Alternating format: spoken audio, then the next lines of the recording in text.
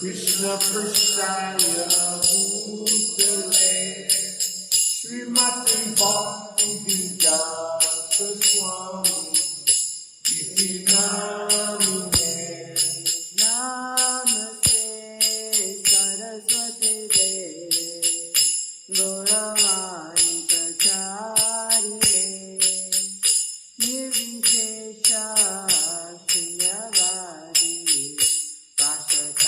Dichatari Namaste Saraswati Devi Gauravani Pracharine Nirvishesha Shunyavadi Dichatari Jai Shri Krishna Chaitanya Prabhu Nityananda Shri Advaita Gadadhara Srivasadi Gaur Bhaktavrinda Jai Shri Krishna Chaitanya Prabhu Nityananda Shri Advaita Gadadhara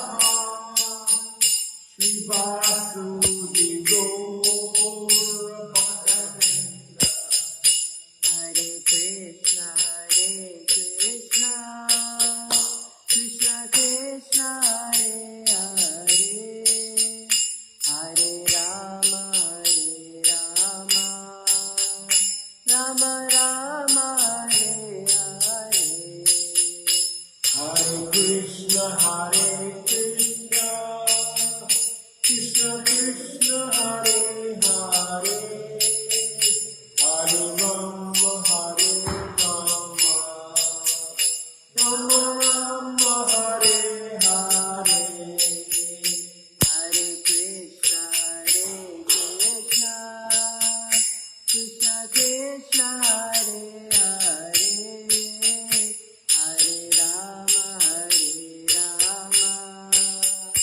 Rama Rama Hare Hare, Hare Krishna,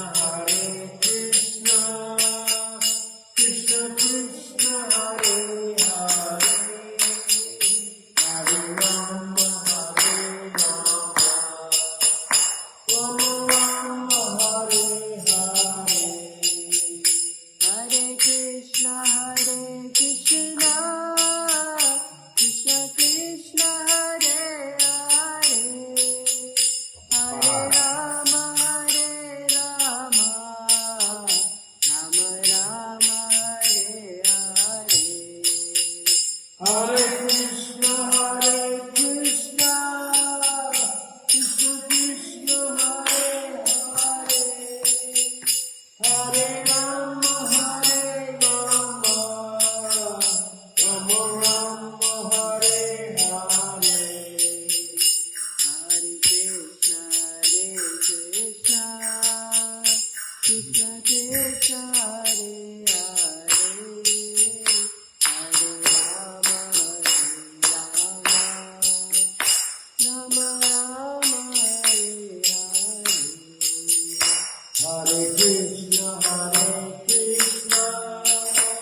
Krishna Krishna, Hare Hare, Hare Rama, Rama Rama, Hare Hare. Jaya Radha Kunj Bihari Radha Kunj Bihari Radhe. Jaya Radha Krishna, Jaya Radha Krishna, Jaya Radhe. Jaya Jagannatha Jaya Jagannatha Jaya Baladeva Mai Subhadra.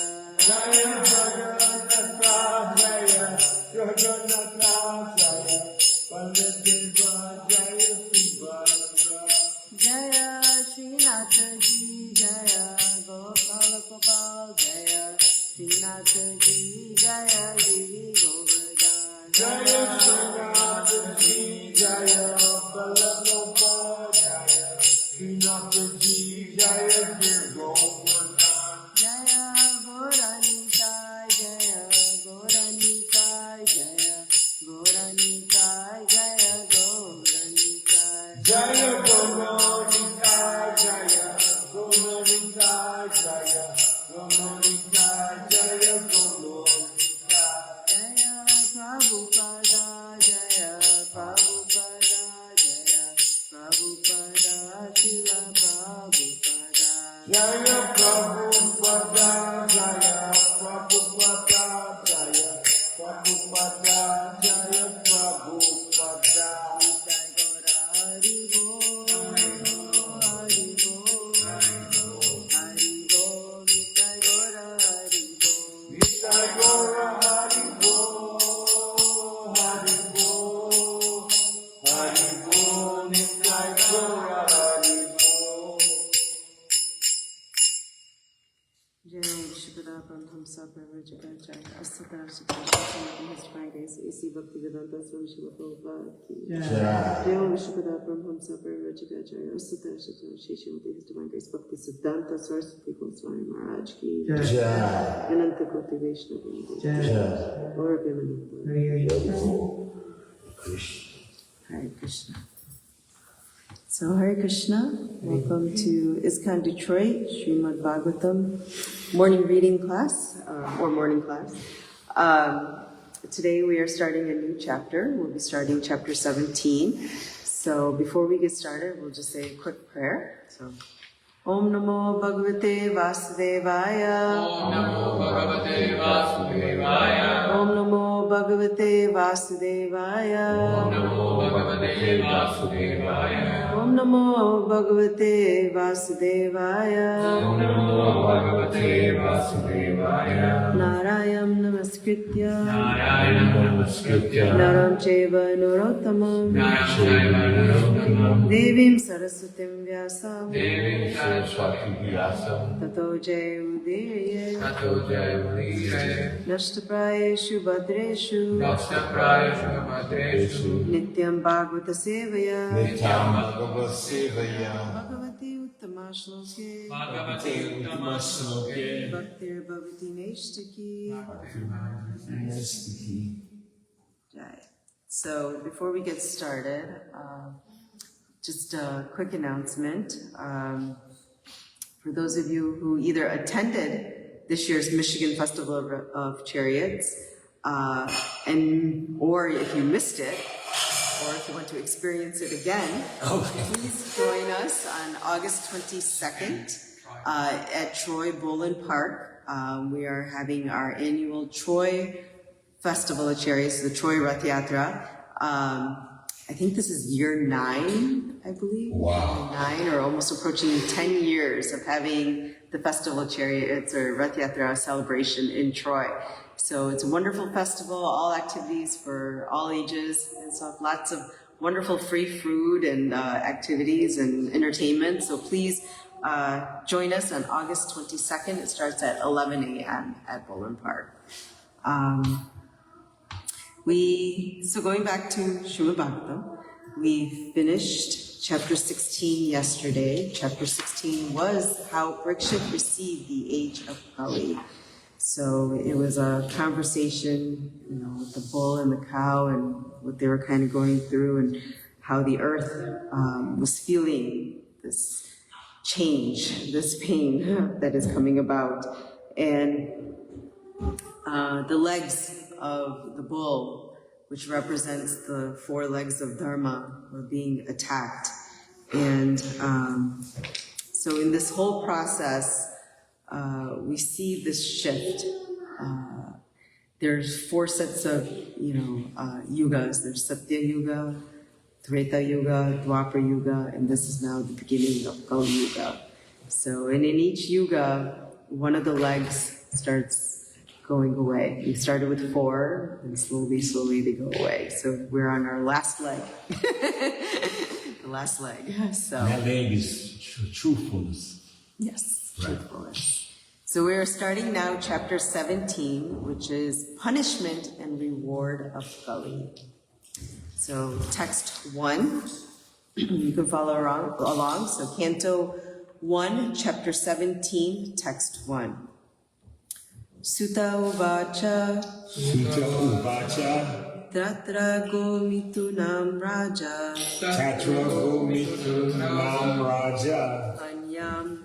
Hanyamanam anantavat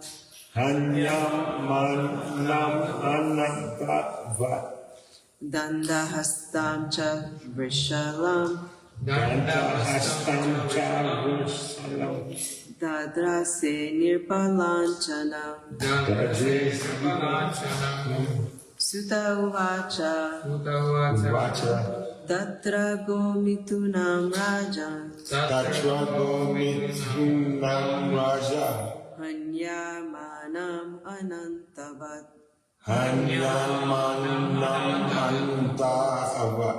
Dandahastam cha varshalam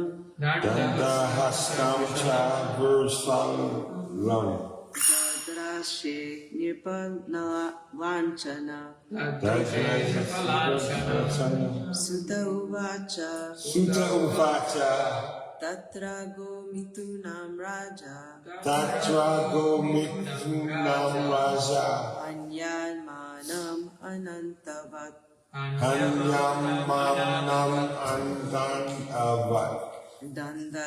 Dandahastam cha varshalam Dadrase nirpalanchana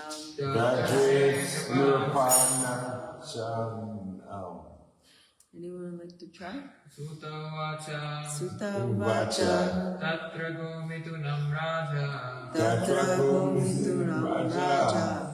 Hanyamanam Dandahastam cha vrishalam Dadrase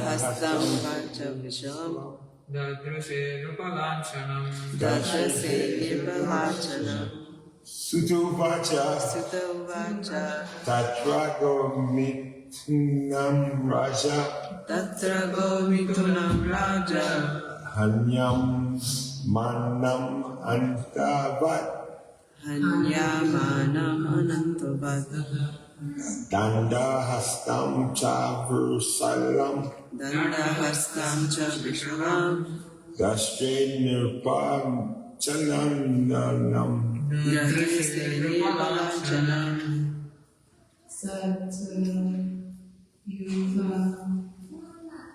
Sata Uvacha. Tavacha.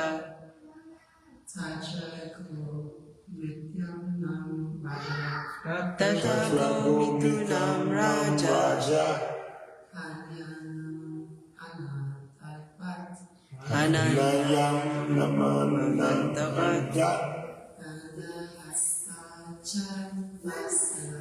Dandahastam cha Vrusalam.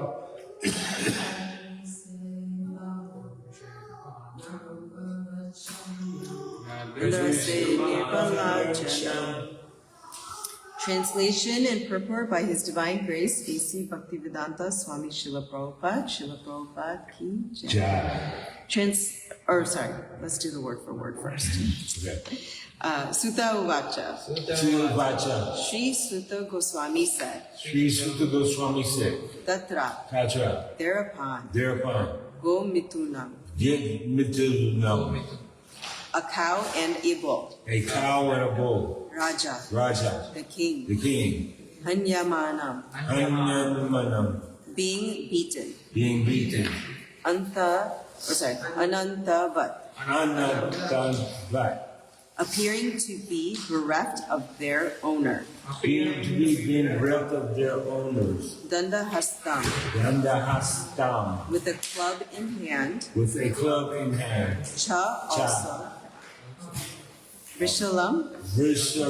Lower caste. Lower caste sudras. Dadrase. Observed. Nirpa. A king. Lajam. Dressed like. Okay, now translation.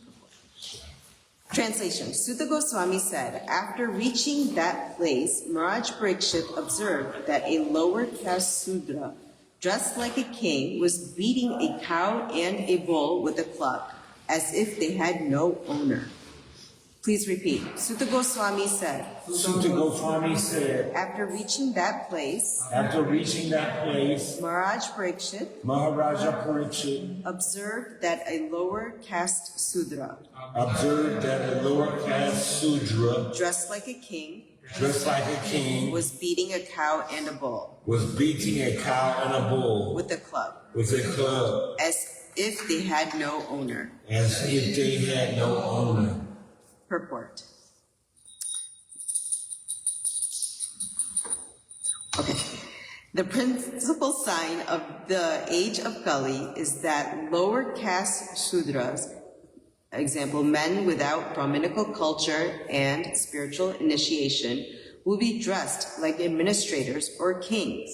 And the principal business of such non-Kshatriya rulers will be to kill the innocent animals, especially cows and the bulls.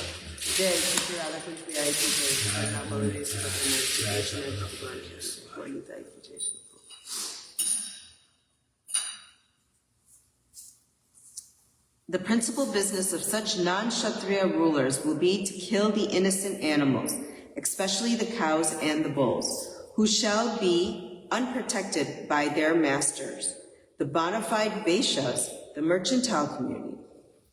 In the Bhagavad Gita 1844, it is said that the vaiśyas are meant to deal in agriculture, cow protection, and trade. In the age of Kali, the degraded vaiśyas, the mercantile men, are engaged in supplying cows to slaughterhouses. The Kshatriyas are meant to protect the citizens of the state, whereas the vaiśyas are meant to protect the cows and bulls and utilize them to produce grains and milk. The cow is meant to deliver milk, and the bull is meant to produce grains. But in the age of Kali, the Shudra class of men are in the posts of administrators, and the cows and the bulls, or the mother and the father, unprotected by the vaiśyas, are subjected to slaughterhouses organized by the Shudra administrators. Got it. Om Ajnana Timirandasya Jnananjana Shalakya Chakshurumilitam Yena Tasmai Shri Gurave Namah Shri Chaitanya Manobishtam Stapitam Yena Bhutale Swayam Rupa Kadammayam Dadati Swapanaktikam Vandeyam Shri Guru Shri Yuta Padakamalam Shri Guru Vaishnavamscha Shri Rupam Sagragatam Sagana Yugnatam Vitam Tam Sajivam Sadvaitam Savadutam Parijanasaitam Krishna Chaitanya Devam Shri Radha Krishna Padam Sagana Lavita Shri Vishakam Vitamscha He Krishna Karuna Sindhu Dinabandhu Jagatpate Gopesha Gopika Kanta Radha Kanta Namostute Tapta Kanchana Gaurasi Radhe Vrindavaneshwari Vrishabhanustite Devi Parnamami Harite Vanchakalpadrubhyascha Kripa Sindhubhaivacha Patitanam Bhavanebhyo Vaishnavebhyo Namo Namah Om Vishnu Padaya Krishna Pristaya Bhutale Śrīmate Bhaktivedanta Swami Iti Namine Namaste Saraswati Deve Gauravani Pacharine Nirvishesha Shunyavadi Pashata Deshatarine Jai Shri Krishna Chaitanya Prabhu Nityananda Shri Advaita Gadadara Shivasadi Gaura Bhaktavinda Hare Krishna Krishna Krishna Hare Hare Hare Rama Rama Rama Hare Hare.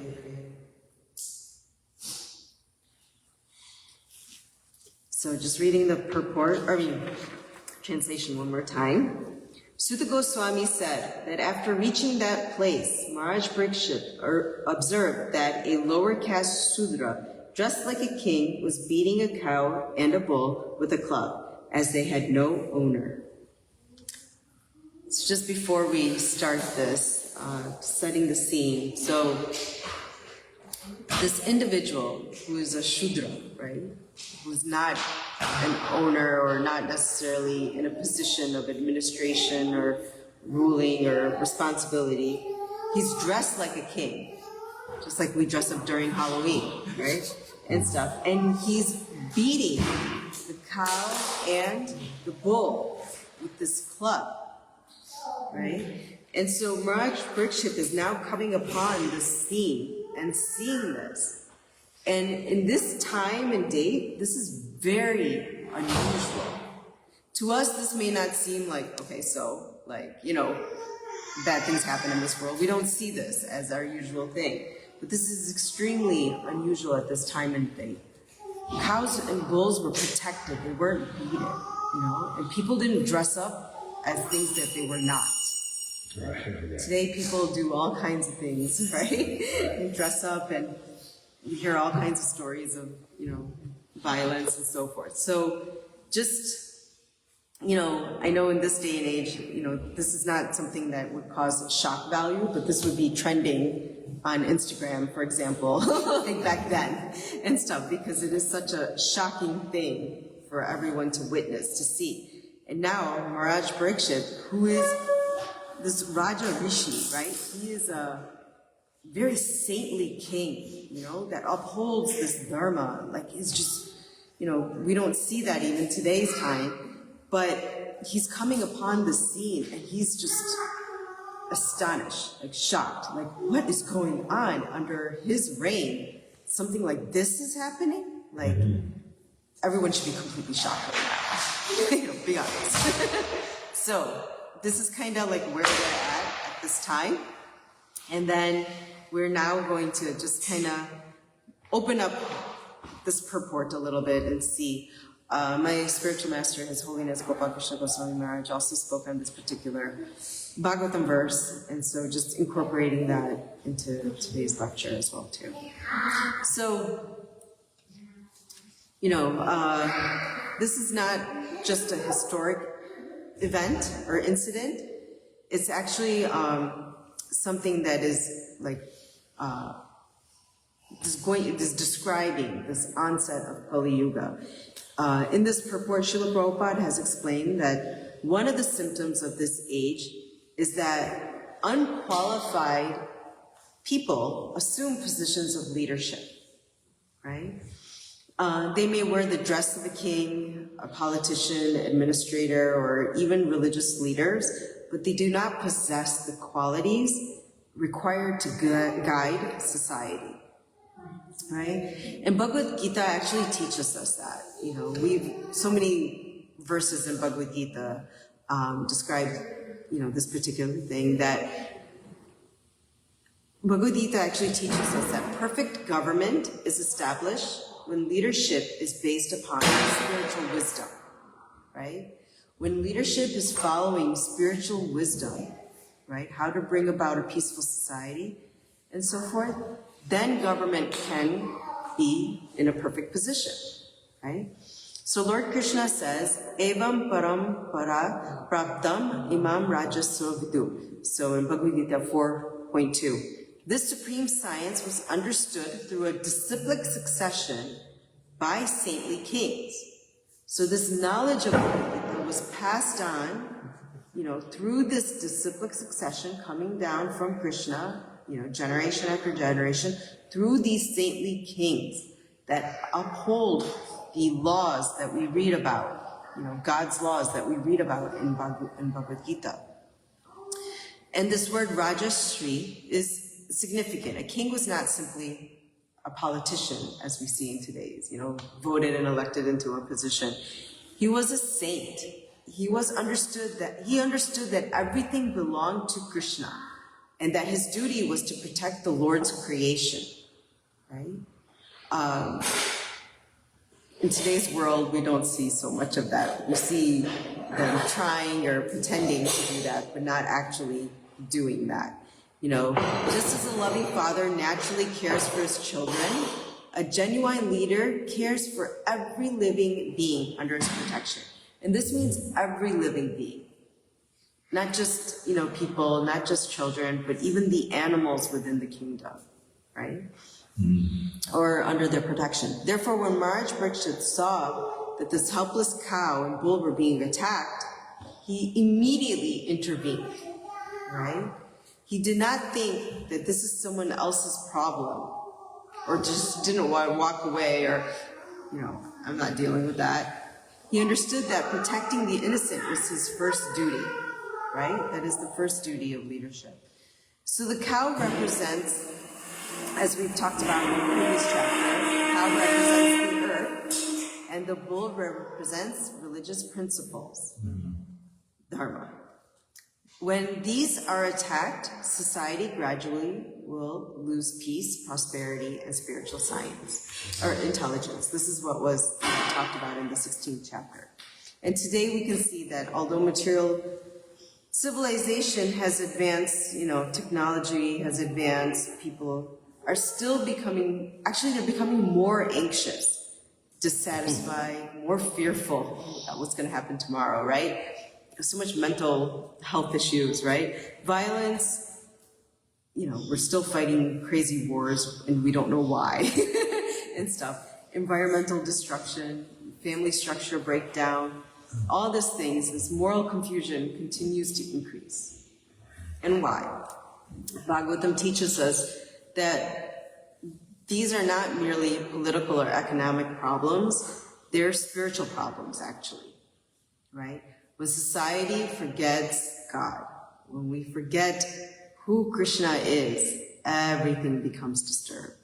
So therefore, Śrīla Prabhupāda repeatedly emphasizes that the real solution is not simply changing government or like this party to that party or whatever it may be, but creating God-conscious leaders.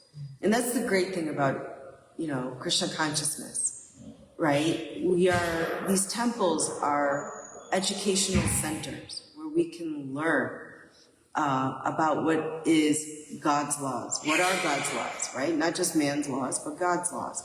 How should a society be managed? You know, what are the qualities of a leader? We've discussed these things in the past, but that is what, so many things are being taught within this, wonderful Śrīmad-Bhāgavatam. So, and we also learn that our Vedic civilization is organized according to the system of Varna. There's Varna and Ashram. So Varna, there's 4 of them. There's the Brahmanas, and the Brahmanas are responsible for guiding society with scriptural knowledge, right? And for developing purity.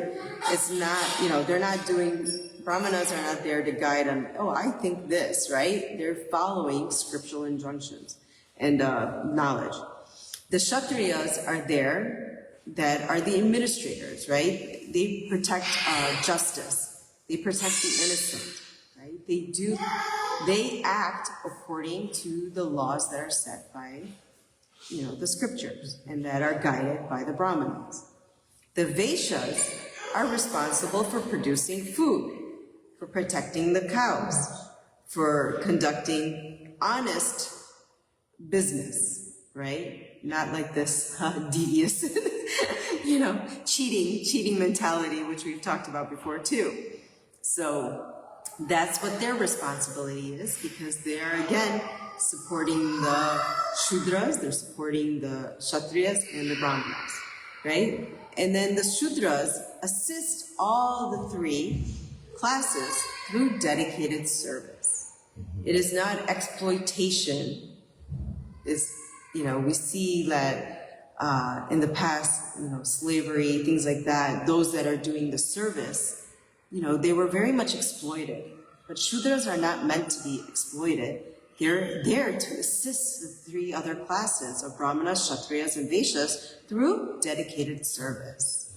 That is their position, right? So these 4 things, these 4 varnas are there. And actually they're considered, just like when we look at the body, right? The body functions because all the parts are there.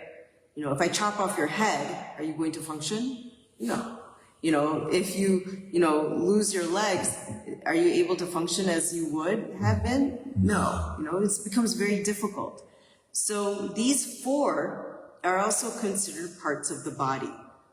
And when they all function together properly, and understand that each one is valuable, then the whole body can work together to satisfy Kṛṣṇa, right? Not to self-enjoy or exploit or think I'm better than, the head thinks it's better than the arms and the arms think it's better than the legs. No, not like that, right? Everything has to work together in the satisfaction of Kṛṣṇa. But this is the problem. Kali-yuga, Kali-yuga creates confusion. And people start seeking positions, not to serve, but to enjoy. Enjoy what? Prestige, wealth, power, all these things, right? This is what starts coming in this age of Kali-yuga. And leadership that is without character, that's where exploitation starts coming. If you don't have God-conscious character, right, moral character, then you start exploiting because you want to enjoy for yourself, right? So these principles, actually, they don't just apply to leaders, because every one of us is a leader. You are all leaders in one capacity or another, right? Your example of your behavior is leadership, right? Someone is always learning and watching you and stuff. So we all have this responsibility. As a parent, we lead our children, right? As teachers, we might lead students. As Bhakti Rickshaw, speakers or leaders, we, are leading devotees or helping them. Temple authorities are guiding devotees, right? So on and so forth. So there's so many examples, right? So in every position. Therefore, the real question is, actually, it's not the position. It is, am I using whatever influence I have in Krishna's service, right? So whatever behavior, character, influence, whatever I am doing Am I doing it in Krishna's service? So, if our focus is not Krishna, right, then there's two sides of a coin, right? Everyone's flip a coin, right? And stuff. So if it's not focused on Krishna, then it's going to be focused on Maya, right? Which is this Kali-yuga. So Maya does not usually ask also, it doesn't need an invitation, it comes, right? Because if you're not on one side, then automatically the other side is there, right? So Maya usually does not ask us to abandon devotional service overnight because she works very subtly, right? She whispers, you can chant inattentively today, it's okay, or you don't need to hear this class or Śrīmad-Bhāgavatam regularly, it's okay. Take a nap, or, whatever the situation is, right? She's always creeping in. It's like that little thing that whispers in your ear. You deserve some sense enjoyment today, right? You don't need to do that. But there's always two choices. You either focus on Krishna or you're focusing on Maya. Okay. That's it. One or two. Very simple. So Śrīla Prabhupāda often explains that devotional service is actually very scientific. Just as a patient requires both medicine and diet, right? If you're sick and you need to recover, you're going to have to take some medicine, and then you're also going to have to maybe watch your diet or eat a proper diet. The devotee requires also both hearing and chanting, as well as active engagement in devotional service. So the medicine is the holy name. And we've heard that before, right? Chanting of the holy name, chant, chant, chant, right? And our diet is actually practical devotional service. We have to have both. Right. Can't do one or the other, okay? If someone only chants mechanically, but does not do the other portions, the mind becomes very restless. And because are we able to control our mind? No, Arjuna even says controlling the mind is like trying to control the wind. So, but we still chant, right? We chant, we try, we keep doing it, but our mind is very restless. And so we become vulnerable to Maya. And an ideal mind, is the devil's workshop, or it just, continuously thinks of material desires. So, That was a long time. but therefore, when we have devotional service, what happens? We're engaging our mind, body, words, intelligence, talents, whatever you have in the service of Krishna throughout the day, right? And stuff. So Lord Chaitanya instructs us, Kirtaniya Siddhahari, right? It comes in the third verse. Always chant the holy name of the Lord. Now, this instruction is especially merciful because Kali-yuga is both dangerous, but it's also very fortunate. How so? It's dangerous because illusion is very powerful, right? Immediately, like that little whisper comes in. But it's also fortunate because the process of self-realization that has been given to us, that Śrīla Prabhupāda has brought here, has been greatly simplified. If we try to do this process of self-realization that the other yugas had to do, we would not survive. We wouldn't make it. We could barely make it in this yuga, right? But it's greatly simplified. In previous ages, you have like Dhruva Maharaj, for example, right? What did he have to do? So much Dhruva Maharaj's story, right? What did he have to do? How much austerity he had to take. He went into the forest and everything from eating like just roots and berries to stop eating to just breathing to, so much austerity, right? And by himself in the forest. Can any one of us survive? We would not survive 24 hours, right? So today, by the mercy of Lord Chaitanya, we have been given this amazing, easy, simple process of congregational chanting of the holy name, right? Association with devotees. Hearing Śrīmad-Bhāgavatam, deity worship, right? And practical devotional service. Chant and do service. Simple. right? So if we sincerely follow this process, spiritual advancement is guaranteed in this particular Kali-yuga age, right? So sometimes devotees become discouraged because they do not experience the spontaneous, attraction to Kṛṣṇa, because everything is so instant in this world, right? Wait, how come I'm not feeling love of Kṛṣṇa, right? Just because you chant, one time or so forth, you may not develop that right away. But our acharyas explain that spontaneous devotion actually develops naturally by faithfully following what we call regulative process or regulated process. There's an example that's given in the Bhagavatam about a mango, right? So an unripe mango, is it still a mango? Yes. Yes. Right? Just because the mango is green doesn't mean it's not a mango still, right? But as that mango matures, right, it becomes very, very sweet. Oh, right. Right? It's like the king of fruits. It's so sweet. Okay, Right? But it naturally develops a sweetness as it matures. Right? So similarly, someone who's a neophyte or a sincere beginner may not right away possess the love of God, right? We have to work on it, right?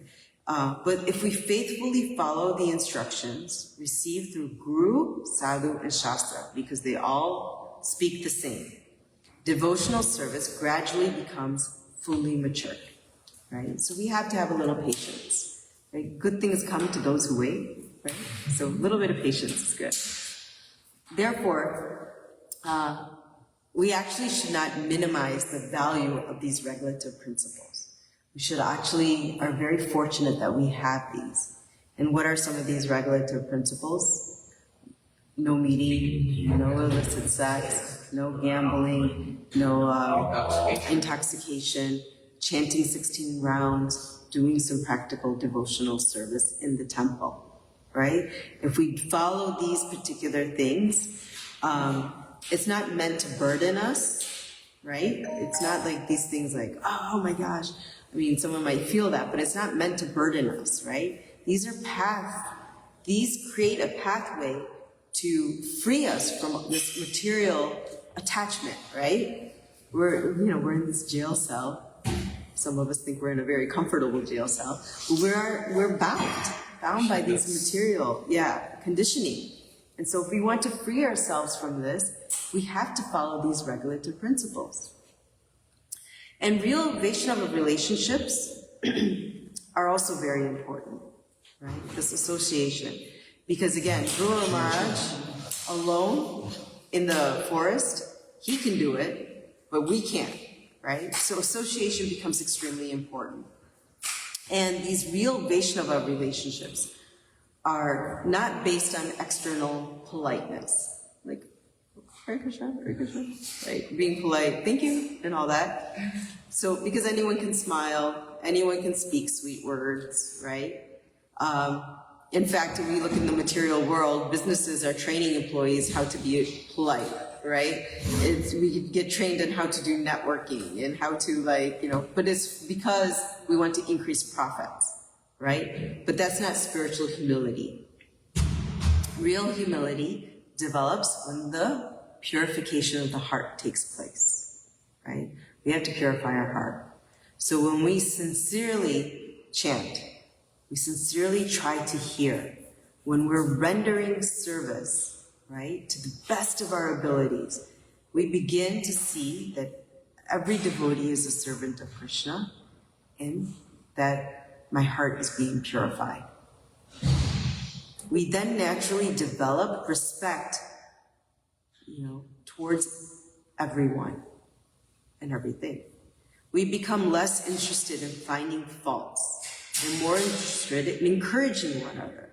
Let's do this together, because what is our focus? Kṛṣṇa. Say it again, what's our focus? Kṛṣṇa. Yes, it's Kṛṣṇa, right? We all have the same focus. We all have the same goal. And when we work together, when we learn to respect each other, to see each other as serving Kṛṣṇa to the best of our abilities, that is what develops real humility, right? This real respect. We become tolerant, right? Because I have things that I'm not good at, or I can cause issues and so forth like that. You know, I might speak something, say something, do something to hurt someone and stuff, but because of your tolerance, I can still remain here, right? So we become forgiving. We become more appreciative, right? They may be doing something, we may not understand why they're doing what they're doing, but they're trying to serve Kṛṣṇa, right? Even though it might be a little bit awkward and stuff, but we become tolerant, we become forgiving. We appreciate that they're trying their best, right? So this transformation, actually, it's not something that can be imitated also, right? Real humility shows up. It shows up. And it's actually a natural result of when we have sincere sadhana. You know, how good is our sadhana? Let's think about it. Could be better, at least for me, for sure. So Śrīla Prabhupāda established ISKCON, right? These beautiful temples, not merely, you know, just wanted to construct buildings everywhere and temples everywhere, but to create community, right? Where devotees can gather and live together with Kṛṣṇa as the center focus. You know, where Kṛṣṇa is the center, that environment, that atmosphere becomes very spiritual, right? And we see that selfishness, or where selfishness is actually the center, like, you know, for my pleasure, for my, you know, fame, or for my whatever it may be, that's where conflict occurs. And so when we maintain good Vaishnava relationships with each other, it's not social etiquette, you know. We don't all have to be best friends. We were discussing this yesterday in our book club. We don't all have to be best friends, but when we develop real sincere respect, real sincere humility, when we work together as Kṛṣṇa as the focus, right? And stuff, that actually creates good Vaishnava relationships. Because they're not based on these social things like, oh, you should like me, you know, for, you know, because I'm like this and I'm that. Yeah, you know, no. And an essential part of us becoming, you know, a really strong community, a really, you know, to have that focus on Kṛṣṇa, to have good relationships with each other, the essential part of that is this devotional service. When we serve together, we stay together, right? So finally, we should remember that the purpose of devotional service is actually we're breaking the sinful reaction, right? And we're reawakening our love for Kṛṣṇa. So we spent countless lifetimes, you know, in material desires. To spend this one lifetime focusing on Kṛṣṇa, serving him, letting him, you know, following these regulative principles, following, you know, devotional service, learning from those that have come before us, learning from Śrīla Prabhupāda how to do devotional service, all of these things. If we can do these things, then we can cultivate genuine Vaishnava behavior and, you know, see devotees as a servant of the Lord. So keep Kṛṣṇa in the center of our homes, keep them in the center of your heart, in the center of the temple, and in our relationships. And then, while living in this Kali-yuga, you know, we can experience this wonderful atmosphere of Vaikuntha. So, thank you. Please forgive me if I spoke anything incorrectly. Very much. If you have any questions or comments, please feel free to share. Thank you. Hare Krishna. Thank you. Any questions or comments? Or? Thank you. Thanks for the wonderful class. Then let's start it. Then start up, and you'll see like amazing things like how Kali gets the punishment, and also how Mahārāja Parīkṣit will also reward him. Yeah. Accordingly. Yeah. And also, the symptom that you have said of Kali-yuga, like the people dressing as, as others, like this guy is in the views of others, right? It is quite natural now. that time it is really astonishing, but during this time it's quite natural. Because people now we see like rulers, like unqualified rulers, and they are like having the egoistic mentality and cheating propensity. So. Yeah. And again, unfortunately, in this age of Kali-yuga, we can dress as a wonderful devotee, nicely ironed dhoti, kurta, tilak, or sari, or whatever it may be, and stuff like that. But it's the heart. Consciousness. Right? It's the Vaishnava behavior, the heart, that the consciousness, and it shines through. It eventually comes out. Okay. We have to develop it properly. And this chapter will continue to discuss these things, but the shock factor of what takes place here, it's familiarity breeds contempt, right? Like, we are so familiar with violence and so familiar with, hypocrisy this day and age that it doesn't shock us anymore. It doesn't. But at this point, at this time, when Mahārāja Parīkṣit sees this, it's just like, how can this be happening under my reign, like under such pure, he's trying to uphold this Dharma and someone can beat a bull, a cow. So, and in this day, it was interesting, I was listening to another lecture and they're like, if slaughterhouses had glass walls, how many people would be eating meat? Wow. Because things are hidden from our view. So out of mind, out of sight, out of mind, right? We don't think about, how offensive it is to kill innocent people or animals or anything, any living entity that's innocent should be protected and not killed. One lecture was talking about abortion. No. Abortion. Killing of the innocent children, right? This also, right? The process of that is very violent. But mothers aren't always told, or pregnant women aren't always told how the abortion takes place, right? And if you actually see how it takes place, or what is actually happening within the womb to remove that particular living entity, it's very violent. Very, very violent. And because of killing of the cow, killing of innocent individuals, Kali-yuga is going to take a bigger grip. You think Mother Earth is going to let us get away with it? Why do we see so much destructive disasters in the world taking place? Time and time again and stuff. You mess with Mother Nature, she's gonna fight back, right? And killing these innocent animals and innocent individuals, that's very destructive to Mother Nature. So we are going to get the wrath of it. But It's coming. it's coming. But this Kṛṣṇa conscious process is something that can save us from all of this, right? So please take to chanting, take to reading, give this gift to others so that they can also learn, right? It's education. Just people need to be educated so that this stuff can stop.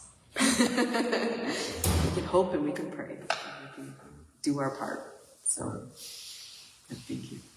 Grantaraj Śrīmad-Bhāgavatam ki jai, Śrīla Prabhupāda ki jai, Ananta Koti Vaishnava ki jai, Glory Premananda.